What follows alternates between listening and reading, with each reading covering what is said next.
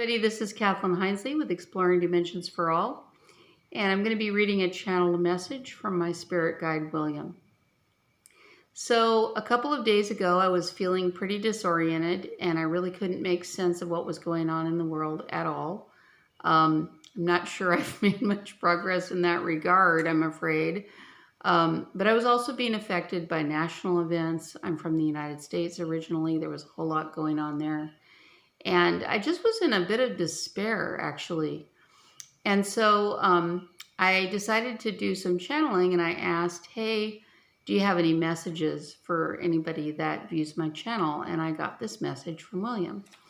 And it uses a lot of analogies and kind of like poetic prose, I guess, to convey an idea of how one can look at events and an understanding that people are being impacted by outside forces. I noticed a lot of my channeled messages contain information about how people are affected by forces that are actually hitting the planet. And this message does the same thing. It kind of talks about kind of like the environment of that we're all in right now, and then how it can affect people. So it isn't like a happy message, but then again, it spoke to me when I did the channeling, and anybody who's in that frame of mind might be helped by this. And so I'm going to go ahead and just transmit it just as it came. Okay, so here we go. So a lot of my feeling that particular day was that I couldn't make sense of things, and it speaks directly to that. Okay. What you are experiencing is a type of movement, and yes, there are many players, but at its core, it is a turning corkscrew movement. When you plunge a corkscrew into a piece of cork at the top of a wine bottle, this motion is followed by effects. If you can imagine it now in slow motion, you will see a twisting and tearing of fragments, holes appearing and diagonal tunnels being formed in the cork, leading to nowhere. Upon examination of the cork at a later date, an investigator would not be able to make sense of anything. The lone piece of cork left on the ground would be subject to many questions. Was it a tool? Was it eaten by animals or insects? Was it part of something else? Why was it cast aside? Its former place at the top of a closed wine bottle would likely be lost, and the movement it was subject to so many centuries before would be long forgotten. So what is happening now then? Well, how do you feel? Do you feel as if you are the corkscrew, swaying this way and that, meeting obstacles for some unknown purpose?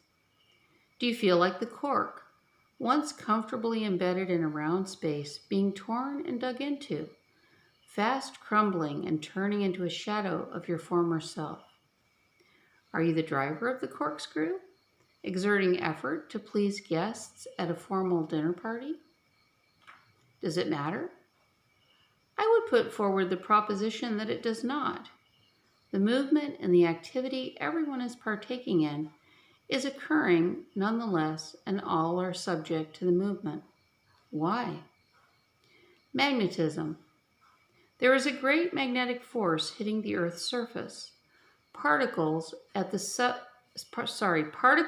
atomic and subatomic levels are being interrupted and torn from their alignment.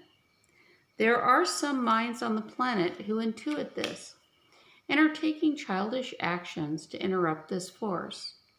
I call them childish because they are undertaking actions at the surface of Earth with a child's mind, as if adjusting the flavoring in the frosting on the surface of a cake would prevent it from falling off a table.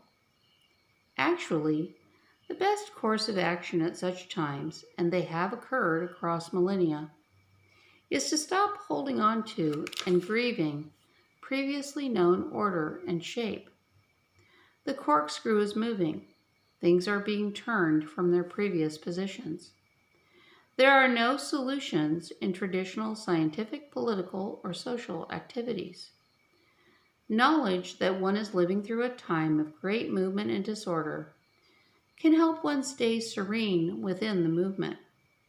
If you watch a seagull or films of a seagull float with the air currents above the surface of a roaring ocean, dipping down occasionally to gain nutrition, and then floating again with the current above the waves, you will have an approximation of the best position from which to view and respond to current events.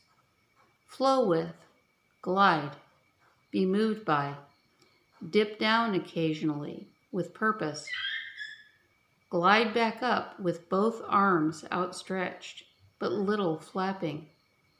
A seagull moves with the wind currents. It feels carried, not consumed. That's all for now, William. Okay, so I hope that helped some of you. And if you like this video, please give it a thumbs up. Please subscribe if you're interested in metaphysical topics and channeling. I'd love to grow this channel, and I really appreciate your viewing this video. Thank you very much, and have a wonderful day. Bye-bye.